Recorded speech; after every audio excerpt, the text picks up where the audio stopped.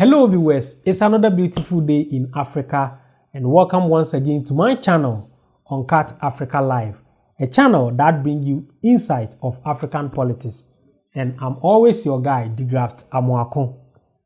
Recently, the US dollar discussion has taken a center stage among Africans. Few African leaders have been vocal about how the dollarization has affected their economy, which has somehow forced them to implement policies to curb the dollar consumption, which has gone a long way to hurt their economy. Zambia President Hakainde Hichilema has recently added his voice. The president thinks limiting the use of dollar to trade among African countries will help smooth business within the continent. Let's watch this video. I'll be back. So the issue of dollarization must be seen in the context of us integrating our economies for the greater good and being able to trade, invest and trade with each other without having to always quote another currency. And in there, you know, from the field, I'm sure, judging from your question, transaction costs, we can reduce. Translation costs, we can reduce. Foreign exchange exposure, risk, we can reduce.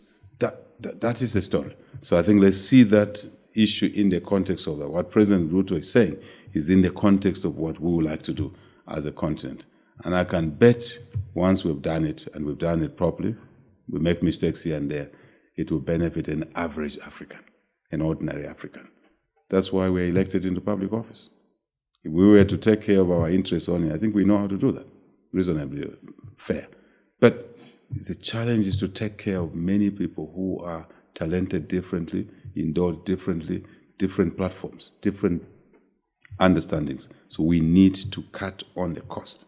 We need to cut on the rigidity. We need to cut on, you heard me talk about a non-stop border post, so that goods can move quickly from one country to another, deficit to surplus.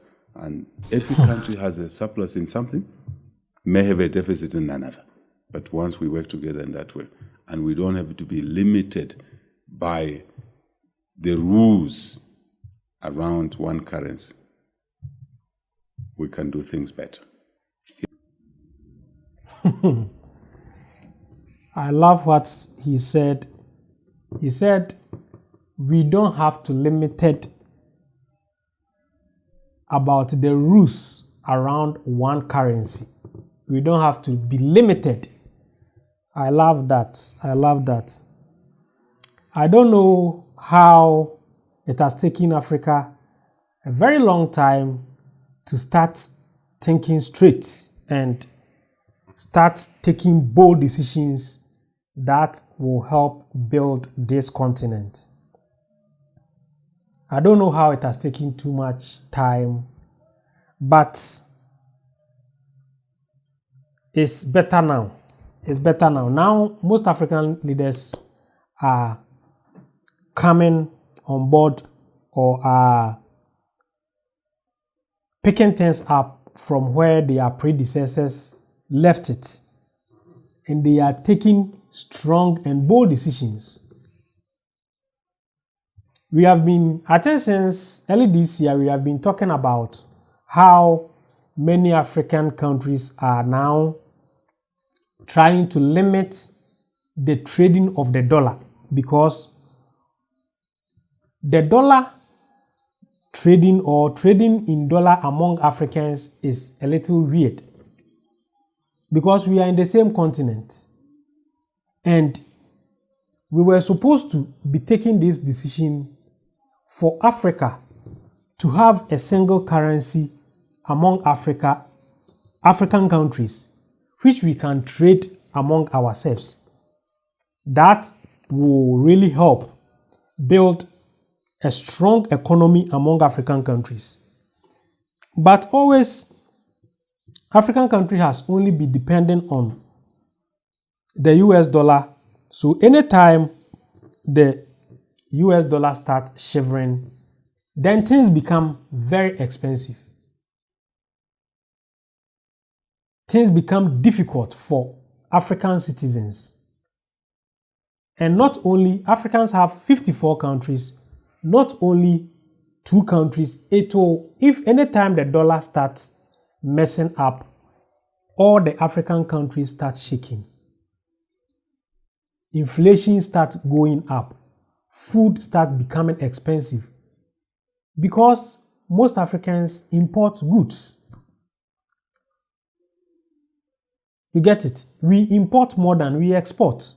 So anytime the dollar starts shaking things up, African countries start shivering. So it's about time our leaders, as the man said, we don't have to obey any rules around the US dollars. We also have to think about our citizens, because the US or the Western countries, when things happen, they think about their citizens first.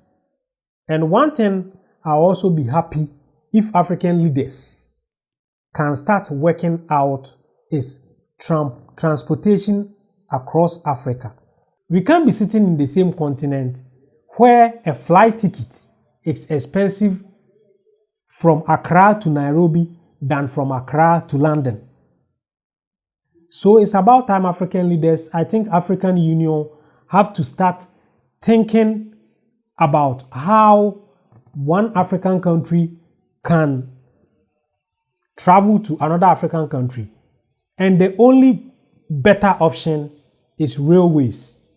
If African countries can start linking up through railways or trains, it's going to be better. So that if you want to travel to Nairobi and the flight is too expensive, you can just use railways. And if railways are connected to other African countries, we can also trade smoothly. You know, we can bring goods. Nigerians can bring goods to Ghana easily. Ghanaians can also send goods to Nigeria easily.